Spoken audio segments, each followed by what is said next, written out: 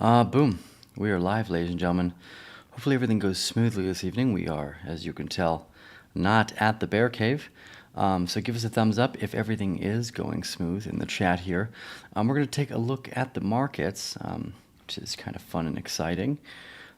So if you guys, again, can let me know that everything does look good and also sounds good, that would be great. I always know that every time I try to set up somewhere new, something awkward is happening. So before I get too far down, I'll be waiting for your guys' comments. But we are going to actually start today. Here, I think this is a beautiful screen to look at. So what you can see right now is the Bitcoin balance on exchanges. And I am absolutely fascinated how much of the supply has dropped and how little the price has moved. We are huge fans of understanding the supply and demand characteristics of any asset. But again, what's really unique here, as you can see, Bitcoin's price started to rise dramatically, upwards of $60,000. And as the supply started to decrease, we started to hit out and kind of peak out at a top. Once the supply jumped around 1%, we dropped all the way back down to around $30,000 before that supply got chewed up, and we started to see our first climb in price. Now, again, what's interesting here is on the far right of the screen, you can see just how much of the supply has actually decreased while the prices actually remain quite static. So what does this mean? Well, first off, it means you should probably subscribe to the channel down below. So if you haven't done so yet, we appreciate that. Oh, awesome. And everyone says it sounds good and loud and clear. Awesome. Just wanted to swing back on that one. So here's Bitcoin on the daily. We have been following what I believe to be a 3 peaks and a domed house. We have talked about this a few times before, and one of the things I wanted to point out is that effectively point 10 here, which is usually where point 28 returns to, is at approximately $29,000. So one of the things we want to kind of assess here, are either of these places right now the bottom of that point 28 that we have right here? And we actually don't know yet. There is actually room to believe that point 10, which is again this blue line down at the bottom here, could see a quick dip down to $29,000. Now again, what's fascinating to me is just the level of supply that has been taken off the markets since we've effectively been going through this sideways accumulation range. Now, again, the important part here is ultimately because so much Bitcoin is being accumulated, this leads me to believe very, very strongly that this is, in fact, an accumulation range, a mid-market accumulation range, and very, very powerful, I think it's going to be once we start to turn around. Now, again, there is reason to believe that the price could come back down to $29,000. We have not hit that point 10 yet, and effectively point 28 wants to come all the way back down to point 10. Now, it's been trying to do so, yet we have not had that happen. So if we zoom in here a little bit, take a little bit of a closer look with what's actually going on, you can see there's a fair amount of selling that's been taking place here, yet it's getting chewed up. So over the last 2 or 3 days here, we can see that there's actually a nice bottom forming. But when we go back out, one of the things I think that, again, is important and interesting is if we look at the volume profile, first off, we're right below the point of control. We haven't spent a whole lot of time below the point of control, well, really at all. But it's, again, important to note that our thesis here has us coming back down to around $29,000. And we haven't hit that yet, right? So there's reason to believe that we still could do that maybe in the next little while. Now, ultimately, when I look at how much supply is being chewed up and the fact that the price is staying so relatively stable, it's hard to think that it would go much lower than that $29,000. One of the things we like to do is kind of pay attention to the peak fear. We've been dragging right along the bottom here in the fear versus greed index. If you go over the last year, on the far left-hand corner here is May of 2021. So this would be, boom, this is May of 2021 here on this Bitcoin chart. And then again, we had our first August 21, which was this secondary peak here. This was August, and then it came back down very, very sharply, which is, again, we hit kind of peak fear at around 41,000 before driving all the way up to top around 59,000 here in later October. And since then, we've been in this pretty dramatic fear place, actually extended fear. The only time we actually see something similar is when we go to the max here. Back, you see 2018. This is back December 14th. This is right when Bitcoin was around $3,000 before running up to $13,000 in June of 2019. So we're pretty similar to back where we were when Bitcoin was between $6,000 and $3,000. Again, also what we want to point out here, I think that's the most important, is that 0.10 specifically comes to $29,000, and we're looking for that. And again, the unique part here is that the VPVR is right at that $29,000 point. So I'm starting to get the feeling that we really want to touch that one more time before we reverse. When we had been making our comparisons with the S&P 500 on a very similar trend here, we actually managed to dip below around 12% from that standard point of contact. So we'll go to the 3-day here. It'll make it a little easier to get everything in on the screen. This is the S&P 500 now. Again, you can see this kind of very similar double top potential. Let's go in here to Bitcoin so you can make the assessment yourself. We've compared this often. So here's Bitcoin, and here's the S&P 500. Again, you see this, what usually looks like a double top. It's a pretty convincing one, too. I would have been pushed out of the markets thinking that, hey, this is a double top. But here, 0.10, we actually slipped around 11% below that in the 2008 crisis.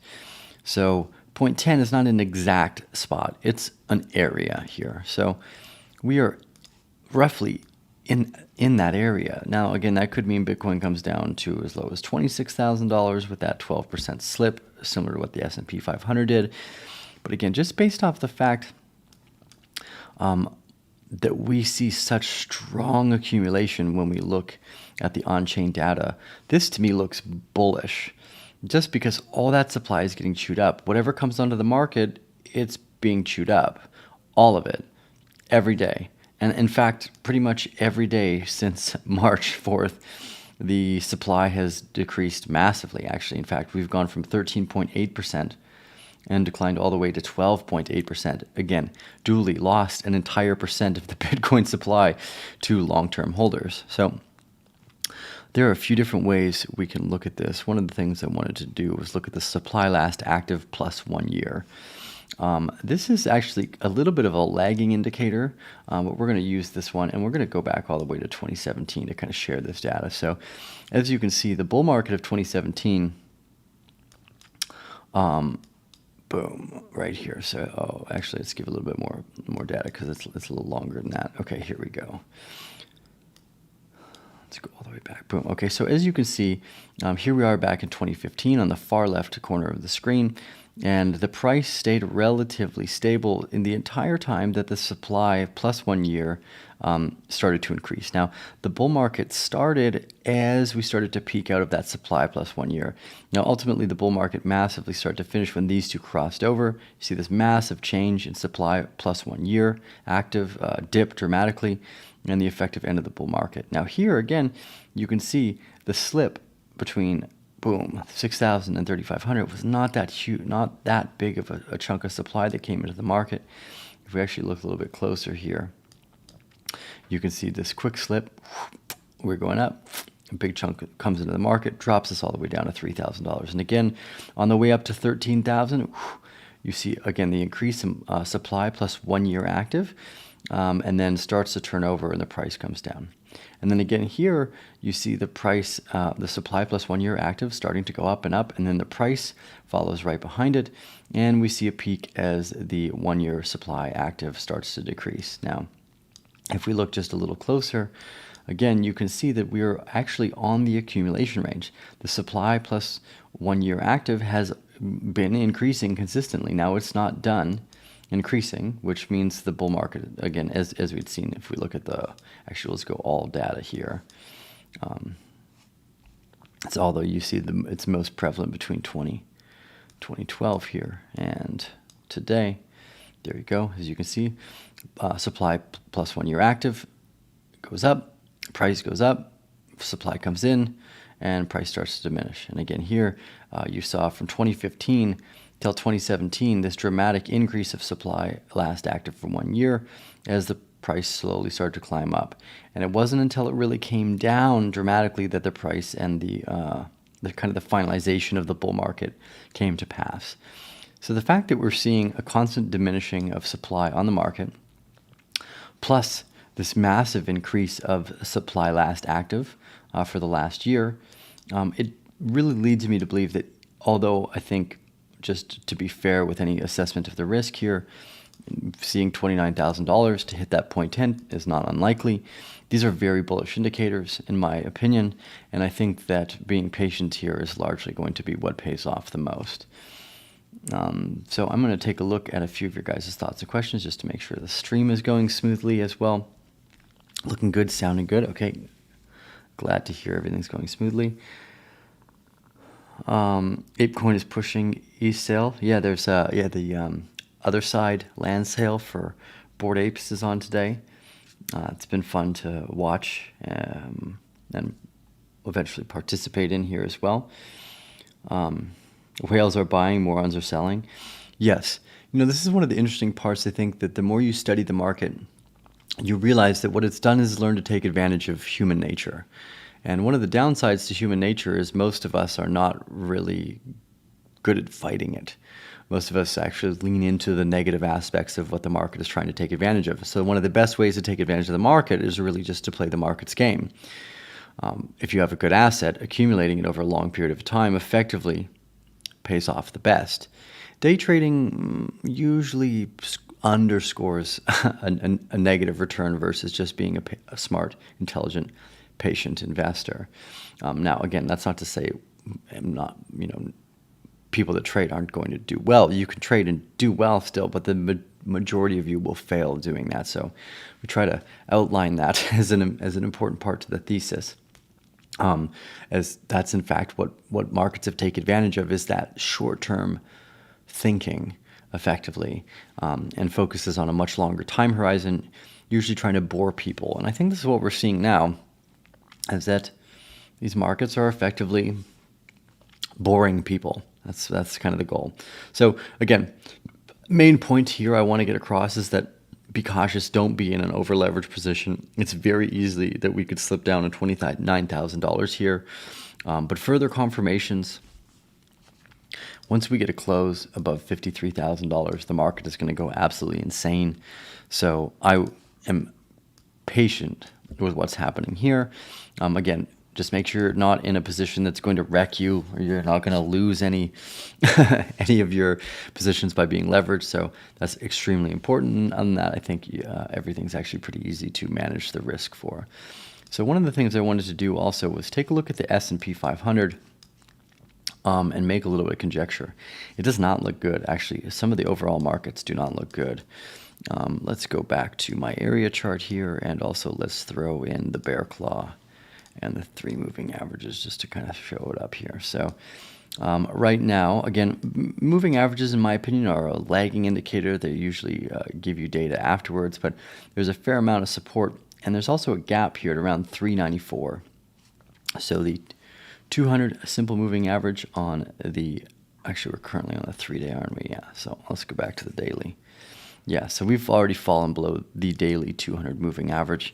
The closest that we have is the 3-day below, which would bring us down to 406. So not totally unlikely.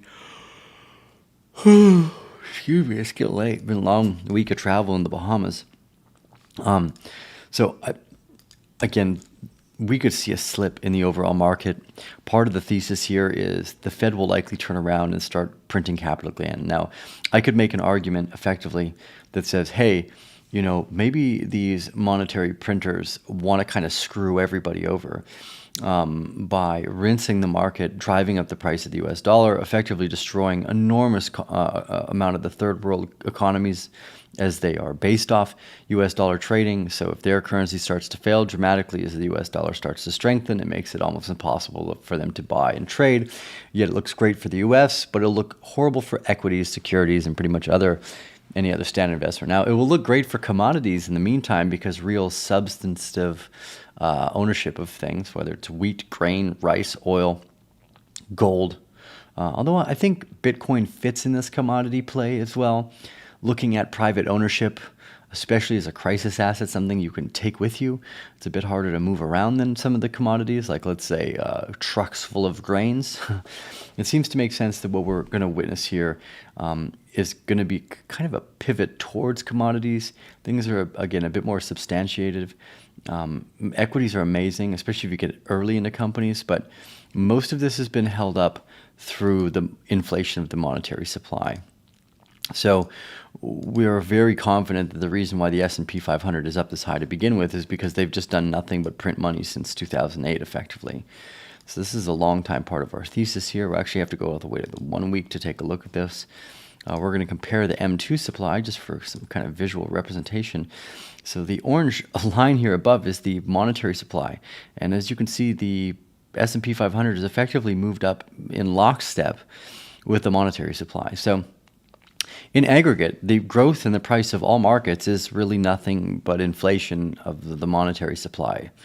You can kind of make what you will of that. I haven't totally decided what that means, but effectively all growth is related to inflation. Now, one of the interesting parts of what we'd kind of always hoped is that technology would make things easier and better for everyone. So what we're going to do is we're going to start to actually, we want to roll through and take a look at a few other things that actually I came across today. Amazon, first off. Here's Amazon right now. Amazon this week is down approximately 35% from its previous all-time high. So definitely some weakness showing in many other areas of the market. One of my least favorite things right now is doing very poorly. This is not a shit coin. This is Moderna. It's even worse. Moderna, the garbage that it is now 73% off of its high. I suspect that one day you're going to see Moderna basically near zero. But we'll keep our fingers crossed for that one. Facebook has had a massive sell-off here.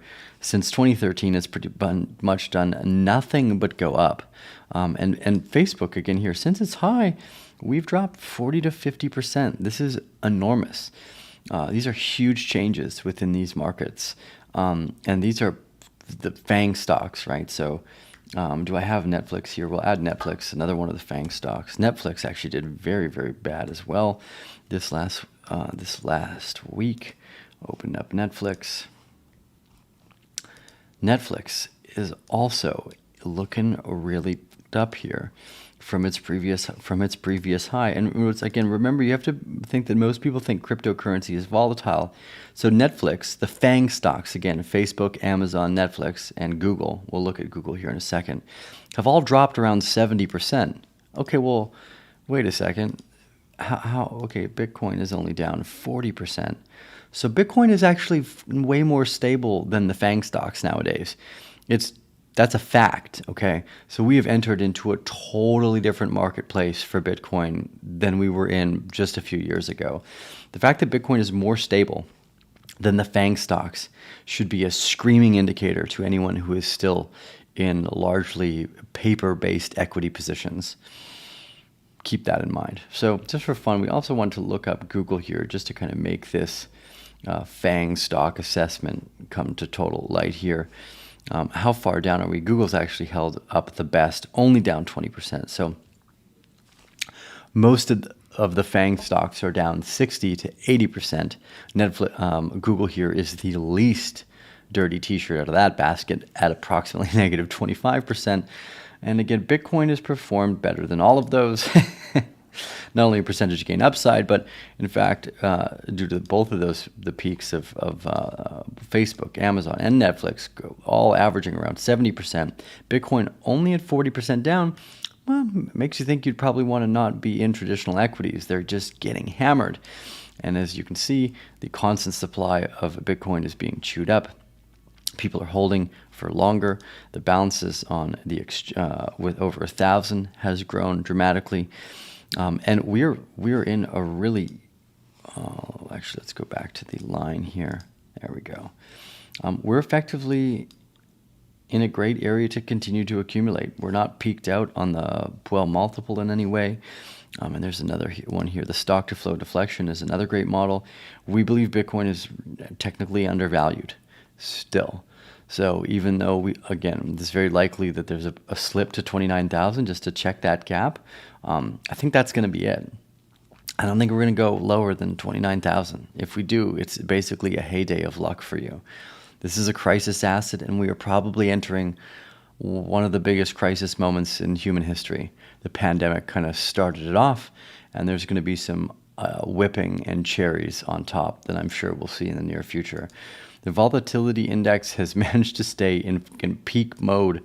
We're actually running hot in fear almost on a daily basis since the pandemic started. As you can see back here in the past, we very rarely spent time above the 22-point mark. On the VIX, yet on a daily basis, we're just constantly above that. And not by a little bit either. Like, we have dramatic pumps of around 80% to the upside for the VIX. So this is a pretty incredible time to be alive. We've never really seen anything like this in the past, where the general free-floating anxiety of humans are just basically 80% up, 80% down, 80% up. This is a very important next few years, I think, in our human story. So the reason I'm so bullish on Bitcoin, more than just the price, is its potential as a crisis asset. The governments around the world have told you that they suck at their jobs. They've done the same things consistently. If you trust the American government to do well by you through printing money, you're not paying attention to the story. And that's the sad fact. Most people still trust these ancient money printers, and eventually time will catch up, and the worst part of what they've been doing will catch up with them as well. The inflation that's taken place in the last little while will only increase. Even if they stop printing, even if they try to unwind, there's no way out. The only option is to print. If they raise interest rates too high, they strengthen the dollar, they're going to destroy all the emerging markets. And guess where you get most of your wheat and oil from? Other countries. So we could see a total collapse in trade, although I think, generally speaking, people are smarter than to allow a complete collapse. I do also suspect that one of the things that will happen with Bitcoin's price here is when we really start to see Bitcoin move to the upside, there's going to be a lot of haywire things going on in the rest of the market. So just make sure, again, one of the most important things is whatever assets you're buying, make sure you do not lose them. I think Warren Buffett's quote says, number one, don't lose money. Rule number two, repeat rule number one. You do not want to lose your Bitcoin by following some stupid Bybit link. Just ignore that. Focus on constant accumulation, and you'll do extraordinarily well over the years. Anyone who's shilling you a Bybit link is just basically a late-stage scammer. Hey, sign up for FTX.com, but just don't use the leverage trading there, okay, guys? Actually, we love FTX. They had an amazing conference at the Bahamas this weekend. I think FTX's platform is amazing. arcanebear.com/FTX if you'd like to sign up for the best platform possible. I figured if I'm telling you not to use Bybit, I should tell you where to go. And again, just don't use leverage. It'll be super productive for you that way. So we'll take a look at a few more guys' thoughts and questions here. My decision to go all in crypto in 2020 was the best thing ever. Awesome. Great timing. Smart move. FANG stocks. Yeah. Looking very bad. Charles Fook. Nice. Haven't seen you for a while, brother. Welcome back. Daily and weekly difference. Cryptos are more volatile in the short-term time frames. We were up there on the same time frame, effectively. Both peaks of Bitcoin and the FANG stocks were effectively the same. Let's take a look here. We'll go back to this. We'll do the Bitcoin screen share. So this is November 12th was the peak for Bitcoin. And then if we scroll all the way back down here for Netflix, November 18th. So regardless of time frame, you're looking at the exact same peak effectively for all these. So Netflix peaked on the same day as Bitcoin, except it's down 70%, whereas Bitcoin is not. Twitter actually is staying pretty stable to this, but not part of the FANG stocks. Amazon as well, its peak out here, November 18th, exactly the same high. It is down 35%. Let's take a look at Facebook. Its peak high was also actually just a little bit earlier, September. It peaked out instead of the November 18th. November 18th here would be the secondary high. From the secondary high, you're still down 40 to 8% effectively. Again, if you go back 1 month prior into September, the exact same peak, more or less, give or take a month or two, I would call that the same thing. We're down 55% to the previous wick. Now, take a quick look at AXI. AXI also is down dramatically here. So you can see the rest of the market is getting pummeled, down 83% for the AXI token. Yeah, so big changes across the board throughout the sector. Tesla has actually stayed relatively stable through all this. I can't believe this. Tesla is only down, down to the lowest wick there was 43, currently at around 28%. So across the traditional markets, we see equivalent volatility to the crypto sector, which is basically unheard of. Again, one of our least favorites here, Moderna, is down 73%. It actually looks like Axie Infinity, doesn't it? They almost move the same. Okay, so here's Axie, and then here's Moderna. Yep. So Moderna is acting like a shitcoin, effectively. And again, here the peak, August. It peaked out a little bit before September. This should have been a warning sign, I think, in general. The fact that things were cooling down in the pandemic. Thinking back here a little bit more, with a little bit more clarity around the end of the year here. When the pandemic ended, this was an effective agreed moment.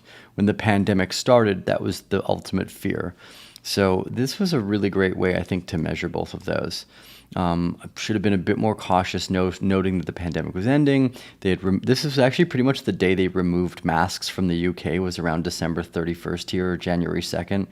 This pandemic end should have spelt greed, just as the way the pandemic started. People rushing out to buy toilet paper for no goddamn reason spelt fear. So I think it's important to recognize these things because they're going to continue to repeat. So how much lower can we go? Well, the S&P 500 is super freaking high. I still think that if we start to see some real crazy volatility come out in these markets, it could be ultimately pretty devastating for the S&P 500. There's really nothing holding this up other than money printing. Again, when you add the monetary supply as a kind of an indicator here, you can tell the only reason the S&P 500 is up the way it is because they've been printing capital. So if they stop, everything's going to collapse. What has value? It's a great question. In the Weimar Republic, when things started to collapse, everyone jumped into commodities, physical property, gold, businesses. We're likely going to see a similar story. So make sure you're in a position that will not get you wiped out, so you can make it through the storm, wherever the storm happens to take us. And I think you'll do really, really well on the other side of this crazy. Now, I don't know how quick it's going to happen, but usually these things happen very quickly. So probably going to leave it at the end of the episode today. I'll take a look at a few of you guys' thoughts here before we do dive off. I think something financial or war could cause capitulation. Yep. AZ says I'm 10x long. I definitely suggest no leverage. It's a much easier game to play. It's fun to use leverage because you think you can increase, but if you're dealing with an asymmetric return on something anyways, why fuck around? Matic did a 250x from the days we started buying it. Why would you want to add another 10x in there for shits and giggles? Like, it's already hyper productive and hyper volatile. Wendell says, in my opinion, other countries are turning their worthless fiat into gold and Bitcoin. Actually, we did see a few new countries remark towards legal tender of Bitcoin. Panama came out just yesterday and said they were changing their laws around digital assets. We were in the Bahamas. I saw the Prime Minister speak. Also, being more friendly. Now, they didn't declare Bitcoin legal tender, but they're getting closer to understanding how they can adopt and use this technology, realizing the value and the nature of the fact that they can't print US dollars. So what good alternative do they have? I also saw, I think it was, I don't remember which country it was in Africa, but there was a country in Southern Africa as well that also declared it legal currency. So patience here is going to be important. I think inevitably what I'm very excited about is that I think what happens no matter what is that this technology is so much better at disintermediating the corrosive and corrupt people on each corners of these economic wires. It's just better technology. It does a better job. The first time I ever used Bitcoin, I could send someone capital as a peer-to-peer contract. There's nothing like it. Not even close. Like it can take so long to close MasterCard conversations. Like MasterCard, it did nothing for banking the unbanked in comparison with Axie Infinity. So we're really, really excited about this whole sector. We think inevitably just because the product is so much better, it will replace everything that we use in the financial system today. It's just a matter of time.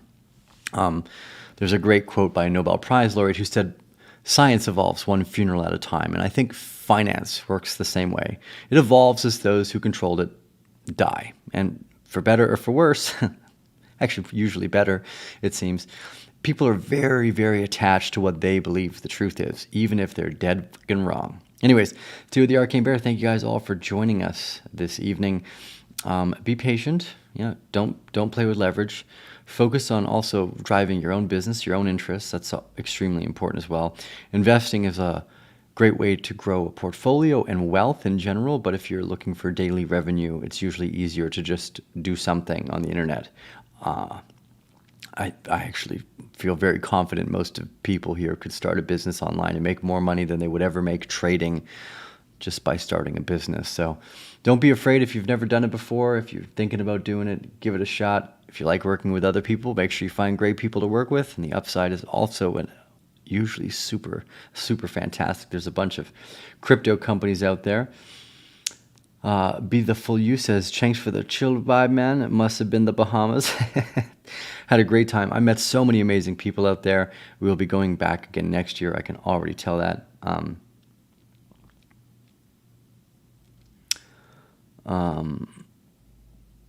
Let's see here. One or two more quick thoughts. I got a stop loss in place. Great.